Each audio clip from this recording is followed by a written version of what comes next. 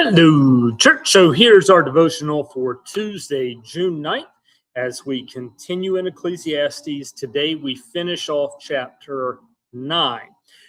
Within the New Interpreter's Bible, with Towner as our commentator and reflector, he groups our next section into what he calls the second miscellany. And so it's going to be these kind of gatherings of sayings and proverbial wisdom with some other pieces add in. He actually starts out with a bit of introduction on that front, and then we'll get into one portion of the commentary. Within the second miscellany, he actually continues the first section into chapter 10, but I wanted to go ahead and break it just for the video purposes and because the reflection was a little bit longer too. So right now we start with the conclusion of chapter 9 at verse 13 in our NRSV. I have also seen this example of wisdom under the sun, and it seemed great to me. There was a little city with few people in it. A great king came against it and besieged it, building great siege works against it. Now there was found in it a poor wise man, and he by his wisdom delivered the city. Yet no one remembered that poor man. So I said, wisdom is better than might, yet the poor man's wisdom is despised, and his words are not heeded. The quiet words of the wise are more to be heeded than the shouting of a ruler among fools. Wisdom is better than weapons of war, but one bungler destroys much good. Sorry, I had to minimize the screen there. In our little introductory comment for the commentary, there is no need to regard this section as an intentional unity. It seems highly likely that a number of verses are quotations from popular wisdom, and he cites 9:18 specifically, while others have been grouped together because of thematic commonalities. However, running through this section are the contrast of wisdom and foolishness, and of kings and commoners. As the NRSV understands it, the passage is bracketed on either end by little prose passages that can almost be called parables. And those specifically are 13 to 16, and then in chapter 10, 5 to 7.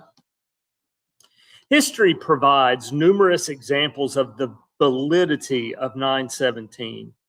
In our own lifetimes, many of us have seen the contrast between the German contemporaries Dietrich Bonhoeffer and Adolf Hitler. The quiet words of the jailed theologian have proved to be of enduring worth, but who can quote a single phrase of the endless rantings of the dictator? The antithetical parallelism of verse 18 makes for useful reflection. A wooden translation of the Hebrew, more good is wisdom than implements of warfare, but one bugler destroys much good, reveals that the contrasting assertions are tied together by the word good. The effect is to say that the great quantity of good that wisdom can amass can be wiped out by one lowly fool. To express the theme in our vernacular wisdom, one rotten apple can spoil the whole bushel. And from Eugene Peterson's The Message, and he entitles this concluding portion of Ecclesiastes 9, Wisdom is better than muscle. One day, as I was observing how wisdom fares on this earth, I saw something that made me sit up and take notice. There was a small town with only a few people in it. A strong king came and mounted an attack, building trenches and attack posts around it. There was a poor but wise man in that town whose wisdom saved the town, but he was promptly forgotten. He was only a poor man after all. All the same, I still say that wisdom is better than muscle, even though the wise poor man was treated with contempt and soon forgotten. The quiet words of the wise are more effective than the ranting of a king of fools.